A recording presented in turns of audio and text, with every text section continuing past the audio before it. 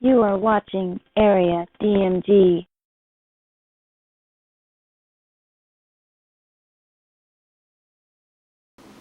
Welcome back to Area DMG. I'm your host, Phil Wesley, the Mile High Mouth, and for today's episode of Suki Nihon for Area DMG, we are looking at episode 13 of season 4 of Steven Universe, The Zoo. After arriving at the zoo, or rather inside the zoo, Steven meets up with his dad, and then they plan their escape through the door that they found in the previous episode. And it turns out that the little earrings are actually a communication device, which the zoo humans refer to as the little voice that pretty much tells them what to do and their whole schedule, etc., etc. They live in kind of a little bucolic, or rather idyllic situation, similar to, if you've seen the original Time Machine, there was that part far in the future where you had the Morlocks living underground, and then I forgot what they called the people up above, but they were pretty much people who just lived their whole life eating fruit and like rolling around and doing nothing until the air raid sirens go up, and then they went down below to where the Morlocks would consume them via cannibalism. It was supposed to be like there was an air raid siren that made them go down below. It was supposed to be like at the time, effective political satire.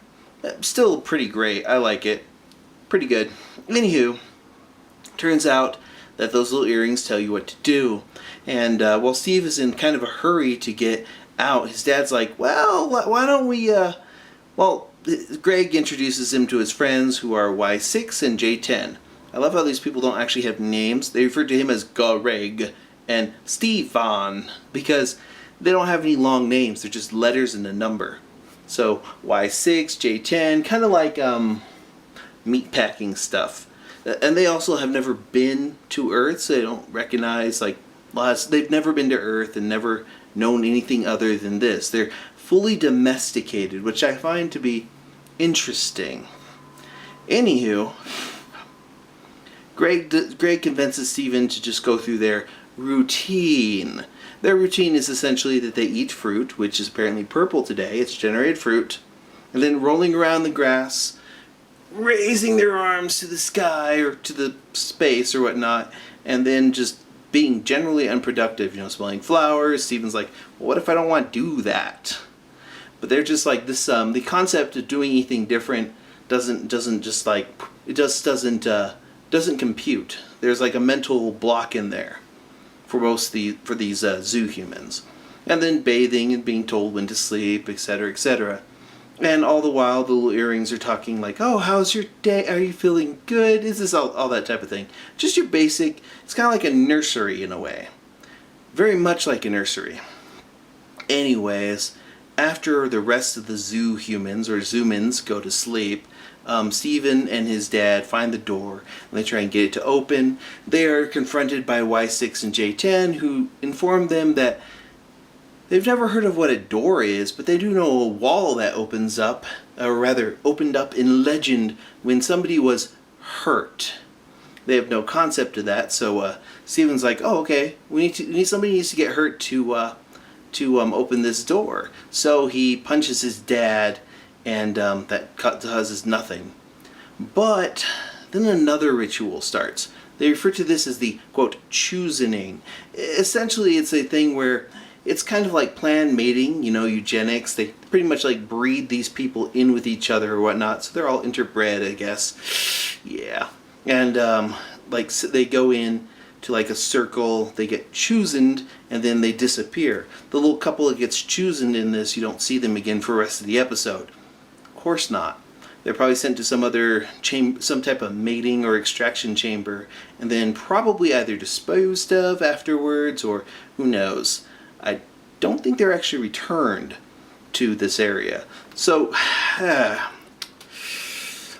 least it seems like they're removed from it, at least temporarily. I don't know if it's a permanent thing. Anyways, Greg and J10 are chosen, and then Greg's like, no, on Earth, everyone gets to choose someone, like they get to choose for themselves. A voice doesn't tell them that it's what their heart and their mind decides.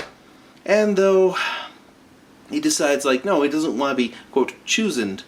And then after explaining the concept of consent, or choosing someone else to that, Y6 and J10 decide, oh, well then we're going to choose in you. And then the rest of the group decides to choose Greg, and Greg is like, no. And upon telling them no, these zoo humans have never been told no before in their life, so this suddenly being denied something after being given all this, everything before, that kind of like spoiled or whatnot, causes them to break down like a Clinton supporter after the election. And I was just like, oh, Anywho, they break down crying and wailing and rending their clothes, and they chase after Stephen and Greg, and then the doors open and the amethysts go there, pick them up, and talk to them. It's like, it's okay, you'll be choosing, etc., etc.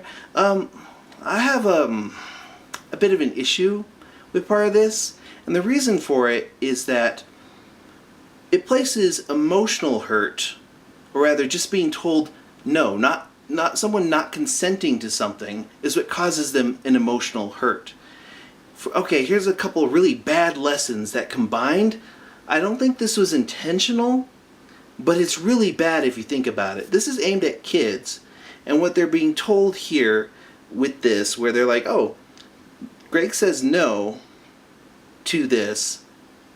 Greg withdraws consent to the choosening, and it causes emotional pain, which apparently warrants more attention from the amethysts that run the zoo than physical pain. So they're saying that hurting someone's feelings by saying no to something like essentially sexual contact is more hurtful than being hit. And I'm like, wait, I don't think that's a lesson you're trying to put here, but that is definitely the lesson that can be construed from that.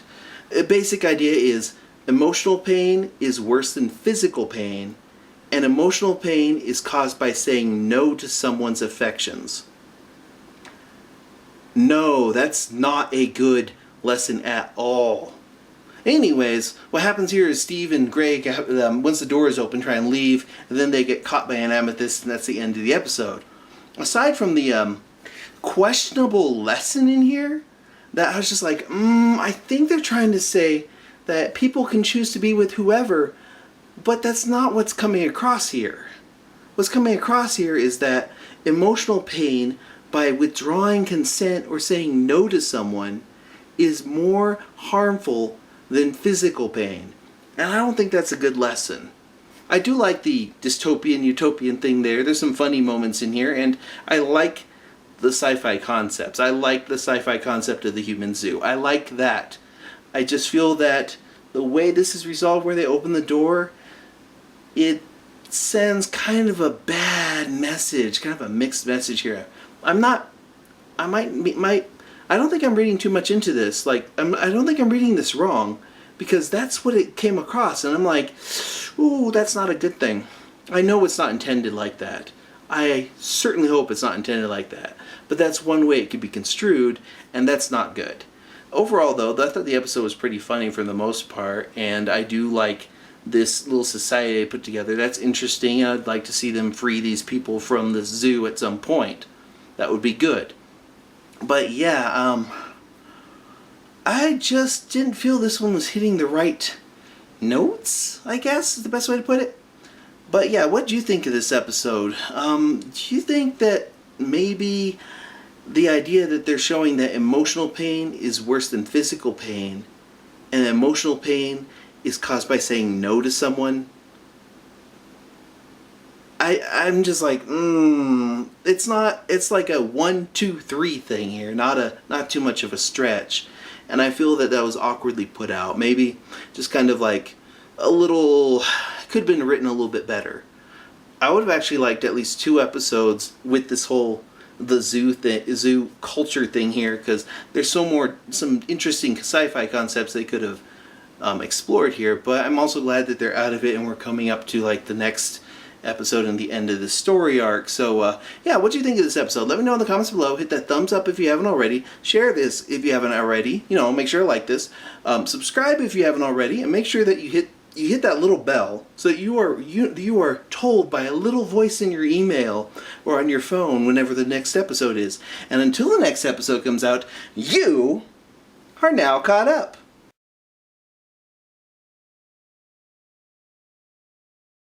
You realize, no, it's not really about making the most money. It's about achieving your artistic vision.